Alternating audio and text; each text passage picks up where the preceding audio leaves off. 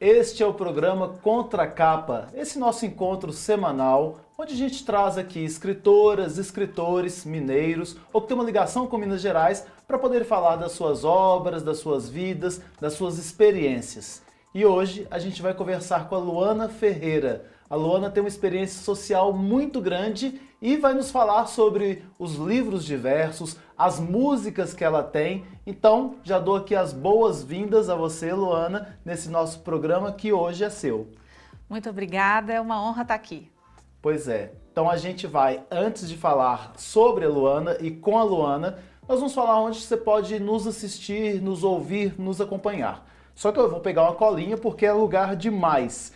No portal do Jornal Hoje em Dia, né? Então entrando no portal do Jornal Hoje em Dia, você pode nos assistir, que vai ao ar toda quinta-feira às 19 horas, assim como na TV Promove, que é o canal 12 da Claro TV. Mas a gente também está na rádio web do Jornal Hoje em Dia e nas rádios Alvorada FM e Difusora AM de Salinas, Gorutubana de Janaúba, Rádio Cidade FM de Corinto e a Rádio Eldorado de Sete Lagoas. Então pode nos acompanhar lá e interagir com a gente também pelo Instagram, o meu próprio Instagram, que é o @tioflávio. E a Luana Ferreira, é jornalista, psicoterapeuta, psicopedagoga, especialista em responsabilidade social e gestão ambiental.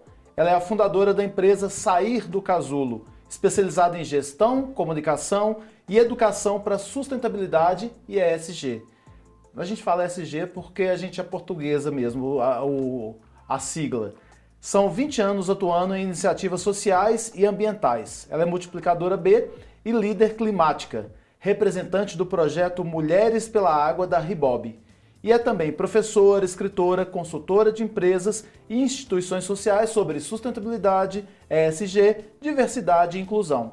Criadora de livros e músicas sobre os temas da sustentabilidade. Hoje nós vamos falar aqui sobre alguns livros dela, mas em específico os 3 Gs da regenerabilidade. Um mundo novo depende da gente, mas aqui fala que depende de você. Então ele é direcionado a você que nos assiste, nos ouve também. Luana, vamos começar? Vamos! Vamos falar então sobre essa experiência sua com a música, que você me contou aqui antes da gente começar a gravar. Qual é essa experiência? Você escreve músicas? Você canta músicas? Escrevo e canto. Cantava mais, hoje em dia estou mais no computador. Mas eu venho de uma família muito musical, meu pai é músico. E quando eu comecei a trabalhar profissionalmente com questões de arte e sustentabilidade, a música veio muito forte.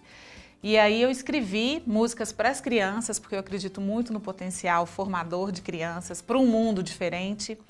E escrevi essas músicas, o meu pai, que é músico, musicou, e a gente lançou um CD e um projeto depois que chama Eu Cidadão, que é sustentabilidade voltado para as crianças por meio da arte. Olha que legal a gente levar isso para as escolas, fazer chegar nas famílias, né, para as pessoas de uma maneira lúdica falarem sobre essa questão da responsabilidade com o mundo, né?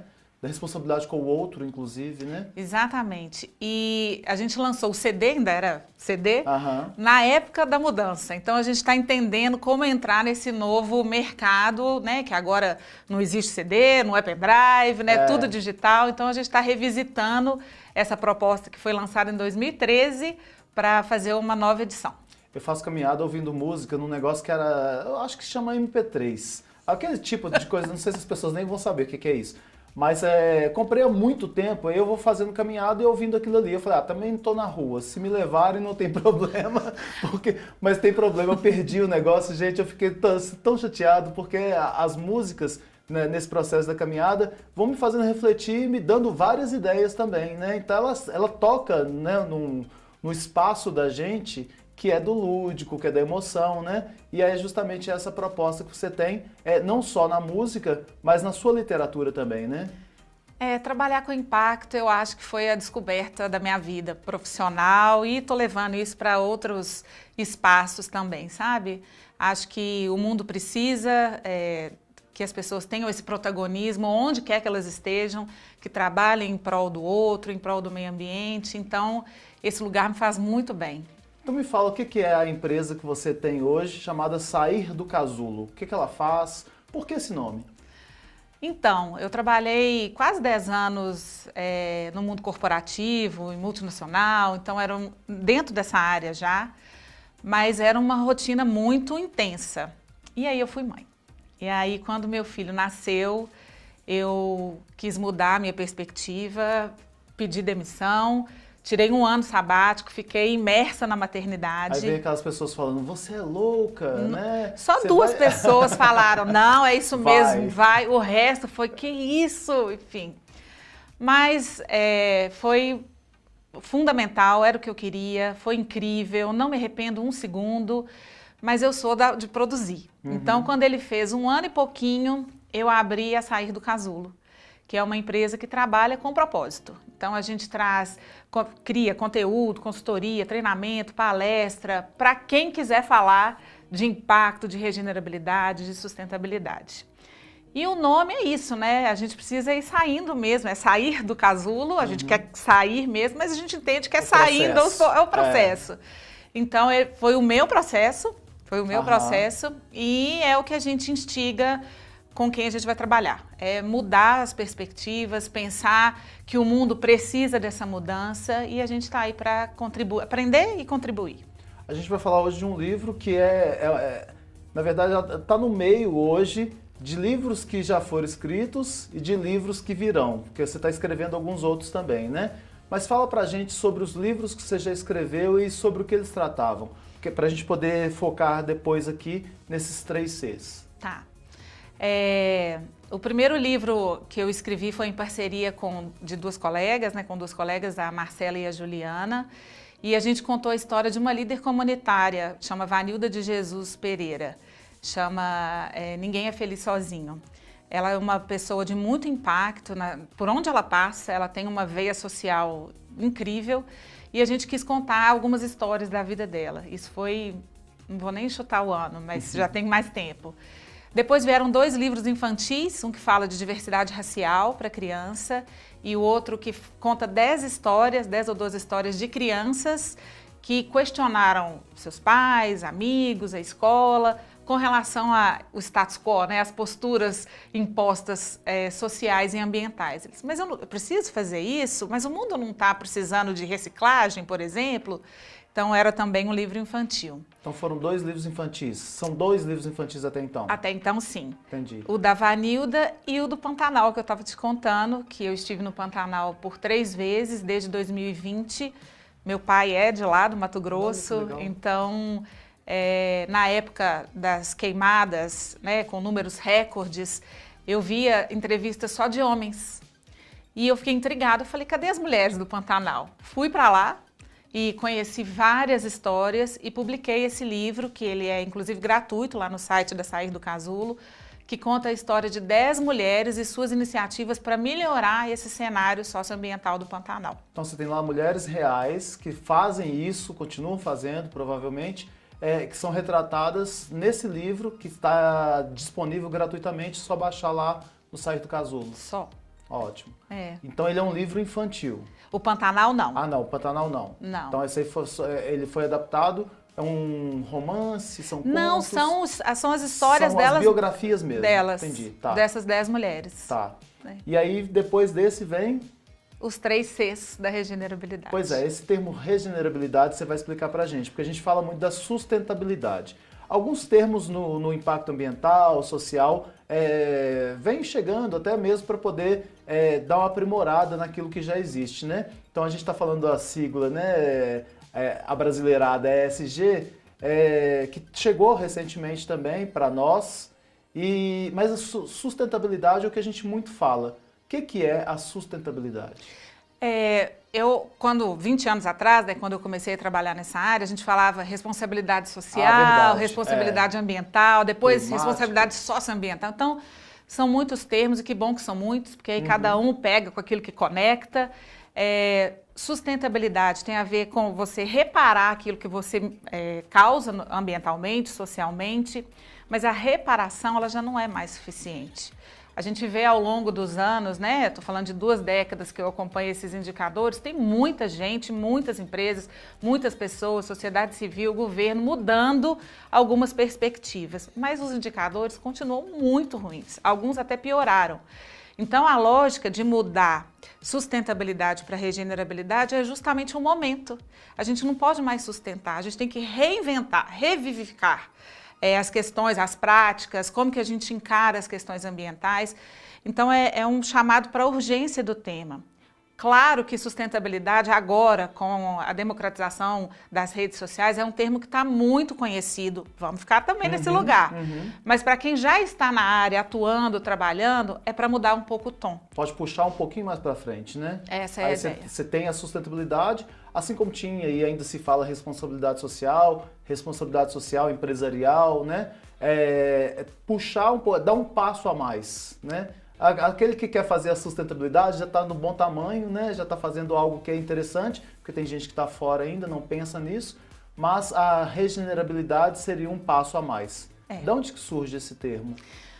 É um termo que vem da própria natureza, do meio ambiente. Se a gente acompanha como que a natureza se reinventa à medida que a gente vai adentrando em seu espaço, né? Enfim, ela sempre se regenera.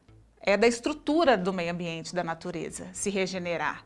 Então, a gente tem que pegar essa inteligência natural e trazer para os nossos processos. A gente pensar, por exemplo, as áreas que estão mais à frente da regenerabilidade é a agricultura e a engenharia. A agricultura, por exemplo, tem hoje grupos, enfim, coletivos que escolhem locais que estão cheios de assoreamento, terras inférteis, para começar um processo de cultivo. Então, é você pegar aquilo que já não tem mais jeito, em teoria, e trazer uma nova vida, ressignificar, reinventar. Então, essa é a ideia.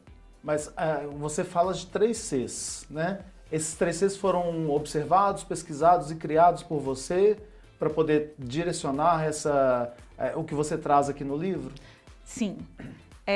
Os 3 Cs são, primeiro, consciência, né? A gente parte de um esclarecimento dessas ideias, desses padrões de comportamento, de entender o momento que a gente vive, para depois ir para a parte do cuidado. Então, primeiro eu tenho que ter um despertar, eu tenho que entender o que está acontecendo, né? Eu tenho que me inteirar que esses indicadores que eu vejo na televisão, nas redes sociais, eles já me impactam. Já existe um alarme social e ambiental na porta da minha casa. Porque às vezes a pessoa fala assim, é aquela historinha, né, de pegou fogo ali, mas não me atingiu, né? Tem uma historinha de animais que vai falando assim, e o cara matou o porquinho para poder fazer não sei o que lá mais, e um bichinho ficava lá, não é comigo. Parece que a gente espera chegar no nosso quintal para poder reagir, né, ou lamentar. E já não é mais aceitável isso. Tanto é que você fala sobre trabalhar as novas gerações e trabalhar com a educação, que é um espaço fértil para isso, né? Porque se a gente pega isso desde as crianças, a gente tem uma geração pensando diferente, né? Nós não fomos trabalhados, pelo menos a minha geração, a pensar dessa forma, não tinha redes sociais. Então você tem que... aí você fala regenerar... Como é que fala? Regenerabilidade. Regenerabilizar, sei lá como é que pode falar. Uma geração inteira, né? Que tem que pensar diferente. Eu acho até que eles já vieram. Eu tenho 2 filhos, uma de 8 e um de 12, eu vejo que os chips já estão atualizados. Não, esses eu até penso, eu tô falando a minha. A nossa, né?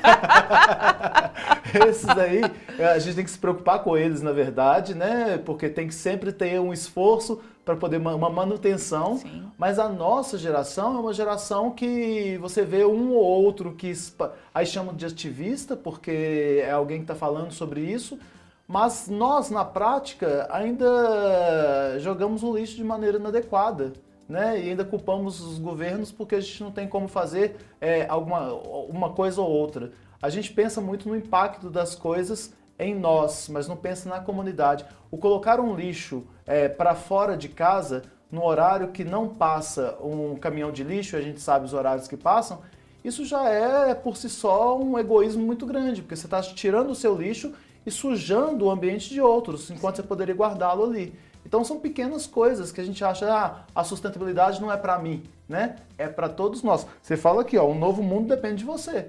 Então, esses 3 Cs, eles têm que ser trabalhados não só com a nova geração, com cada um de nós que está lendo isso aqui, está ouvindo isso aqui. Mas aí, o que a gente tem nesses 3 Cs? Então, primeiro é... A consciência. A consciência. Eu queria até dar um exemplo, que eu até falo no livro, assim, a gente tinha como uma imagem muito forte do aquecimento global os ursos polares, eles estreitos, né, nos pedaços de gelo, de geleira, por causa do derretimento. E aí, infelizmente, né, o que aconteceu no Rio Grande do Sul, a gente teve a imagem daquele cavalo que ficou por 3 dias também. De um telhado, exatamente. Né? Então, quando você vê um urso lá, enfim, longe, distante da gente, isso não vai chegar. Chegou, chegou. Tá no estado vizinho, a gente não vê geleira, mas então não conecta. Tudo começa de lá. Então, primeiro é ter consciência e depois é a parte do cuidado. Então, eu tenho consciência. O que eu faço com isso? Então, eu divido o cuidado em 3 partes. O primeiro é o cuidado consigo. Né, a Ana Cláudia, que é aquela médica escritora, eu estava escutando o audiolivro dela e ela fala isso, né? Eu nasci para cuidar, para ser médica, mas eu não conseguia ser médica porque eu não estava cuidando de mim. Então é nessa perspectiva, como que eu ajudo, eu penso de forma macro se eu não estou cuidando da minha esfera privada, né? O que você está falando do lixo, por exemplo, individualmente eu tenho que pensar que esse lixo, inclusive, quem está vendo eu colocando ele fora do horário, eu estou servindo de exemplo, né? Enfim. Então, é voltar para si, pensar nas questões diárias, a dinâmica. Aí eu trago até algumas metodologias de autocuidado, de autoconhecimento, que é super importante para a gente conseguir pensar no próximo passo de forma autêntica, que é cuidar do outro. Eu cuido do outro, cuidando de mim também. Então, eu falo desse autocuidado, do cuidado com outras pessoas, participando de projetos sociais, sendo voluntário, por exemplo, e depois cuidado com o mundo, com o meio ambiente.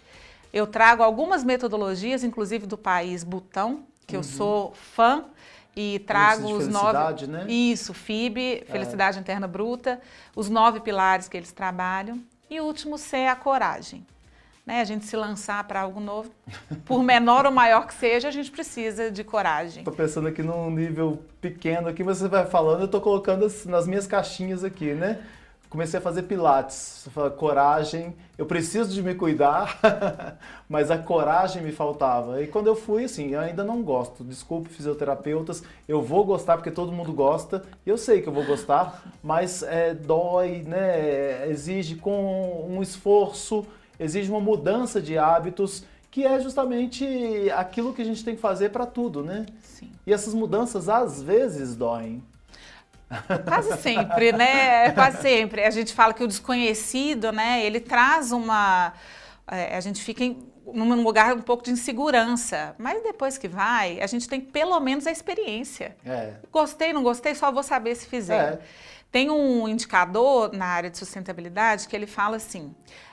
a cada ação que você faz de impacto, você está influenciando 8 pessoas. Eu sempre uso, acho que usei no livro também, o exemplo do canudo, que uns anos atrás era muito falado, né? Então, se a gente vai num restaurante e tira um canudo de aço inox da bolsa, tem 8 pessoas ali no entorno prestando atenção naquilo.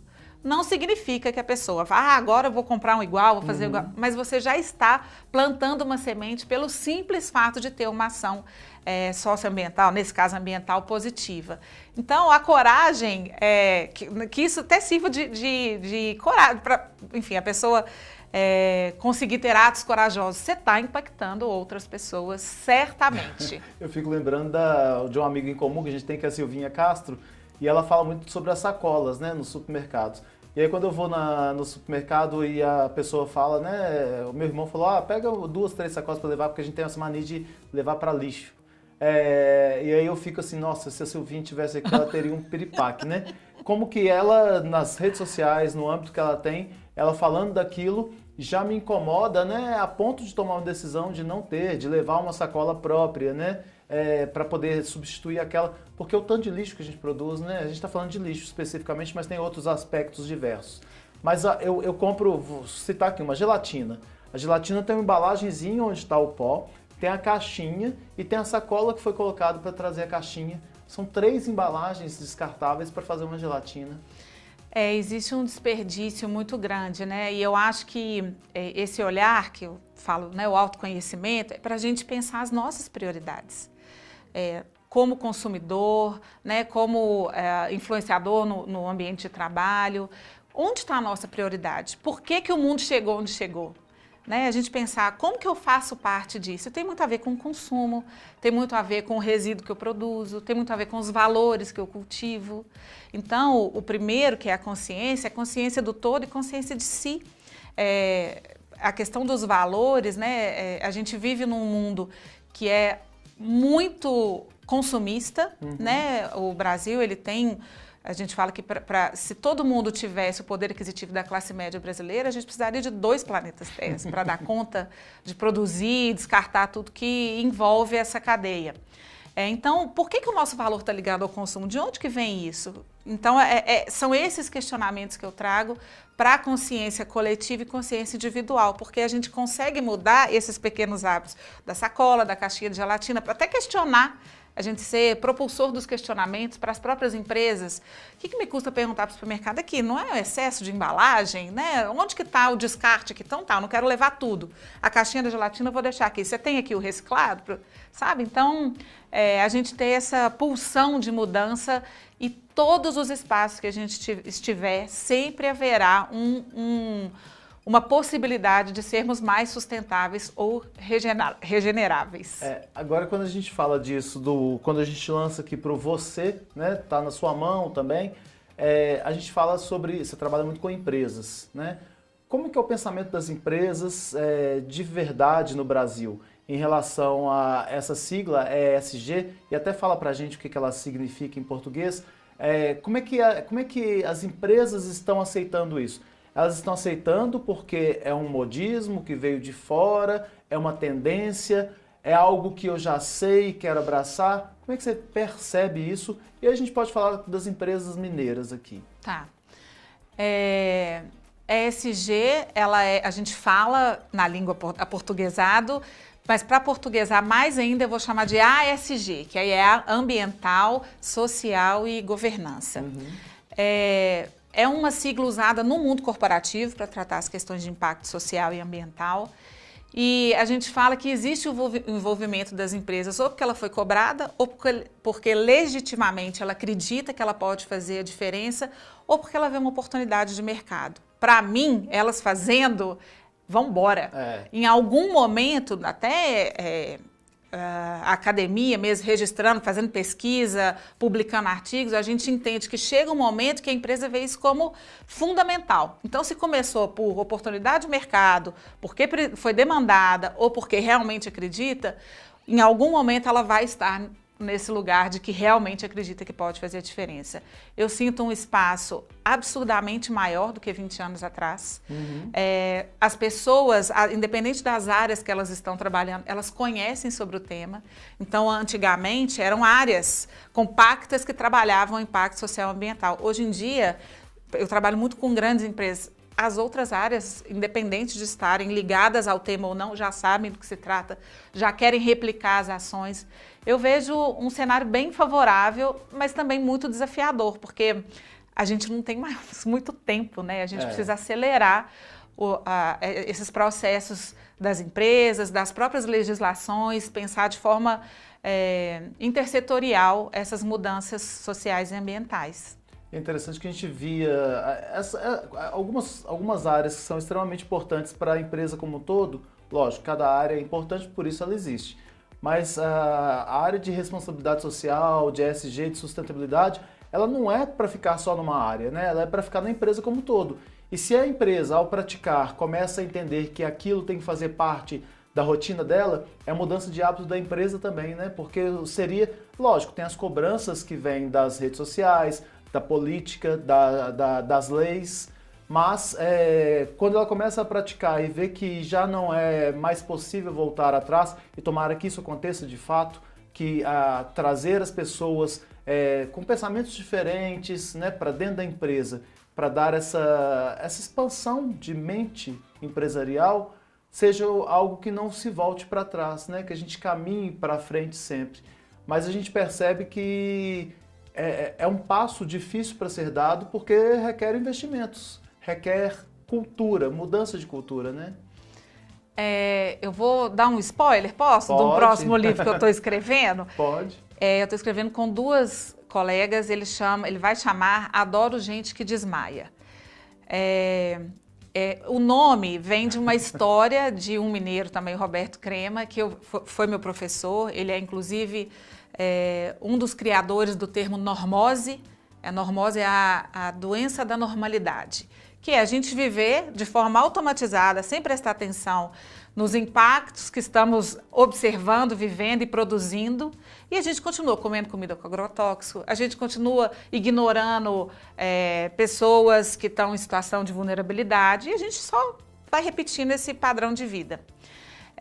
E aí ele conta um caso que ele, aos 6 ou 9 anos, agora perdi a idade, ele estava fazendo o papel de coroinha numa igreja. Ele conta que entrou uma luz no vitral da igreja, que ele olhou para aquela luz e ele desmaiou. E quando ele acordou, ele falou, o que eu estou fazendo aqui? Então o desmaio é o momento que você sai do automático e fala, opa, peraí, deixa eu pensar na minha existência. E esse livro a gente está trazendo histórias de pessoas que tiveram seus desmaios e que mudaram suas vidas. E o interessante, voltando para a questão da corporação, é que a lista das pessoas que a gente fez para entrevistar, a maioria está no mercado. Então, a gente vê que pessoas conscientes, né, estão cada vez mais presentes e elas estão nas corporações. E a gente acredita que isso vai fazer a diferença, né? Vão trazer essa influência para o mercado corporativo também. E tem um segundo livro que você falou que está trabalhando também para escrito, que eu falei que os 3 Cs, ele está aqui no meio, porque nós falamos dos antes, né? E agora estamos dando o spoiler dos próximos. Tem mais um? Tem mais um. Foi meu filho que escreveu. Que Nós legal. estamos escrevendo. Você tem 2 filhos. Uma de 8, a Lorena tem 8, o Pedro tem 12. A Lorena também escreveu um livro, mas o Pedro escreveu primeiro. E a verdade foi um sonho que ele teve e ele ficou muito impactado com esse sonho. E eu falei, filho, escreve sobre isso. Ele escreveu e aí a gente está aperfeiçoando o texto, a minha filha está fazendo as imagens. A filha de 8? Olha que legal, gente. E chama Meu Amigo Monstro. Então ele fala de autoconhecimento desse livro. Ele deve ser publicado ainda esse ano. O Adoro Gente que Desmaia, a gente começa os podcasts esse ano, mas o livro é ano que vem. Em 2025. Isso. Ah, que legal. Isso. Aí vocês vão criar podcasts com base sobre esse livro que vai ser publicado em 2025? Isso. Com entrevistas, porque essas aí são quantas pessoas que vocês pegaram? Nós ainda estamos... Para o Adoro Gente que Desmaia, por enquanto tem 25. Ah, tá. E vocês vão trazer essas pessoas para serem entrevistadas? Vamos. E já tem um caminho para chegar nesse podcast? Pode me chamar, pode... Mas para a gente ouvir, já tem vai chamar Adoro Gente que Desmaia. A logomarca fica pronta quarta-feira. Ah, então a gente já... Assim que tiver, qual a previsão? Só para as pessoas terem noção e seguirem também para ouvir. Nós estamos calculando 21 de setembro. 21 de setembro. Então, eu acho que esse programa deve ir ao ar. A gente deve entrar em setembro, outubro. Então, que as pessoas já podem buscar aí. Adoro Gente que Desmaia. Gente que Desmaia. E eu adorei esse tema também, né? De falar do desmaio, do acordar, né? De se perguntar o que eu tô fazendo aqui, onde que eu tô. Onde que eu tô? Que é nosso. Luana, nós temos que encerrar, porque onde eu estou e você está, o tempo acabou. Que pena! Eu queria que você deixasse os contatos também da sua rede social, o LinkedIn, que seja, para as pessoas buscarem informações e te seguirem nesse bom sentido, te seguirem para poder terem essas informações do que veio, do que virá. Tá, eu vou dar meu site, é www.sairdocasulo.com.br.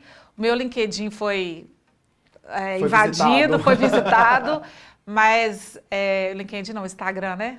Então eu tenho o meu pessoal, que é Luana DC Ferreira, e estou no LinkedIn como Luana Ferreira também.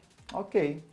Bom, gente, então a gente conversou muito sobre muita coisa que dá para assistir esse programa e pensar bastante no papel que você tem para esse mundo, para o seu mundo, para o nosso mundo, mas começando lá com você, dentro de casa, na sua sociedade.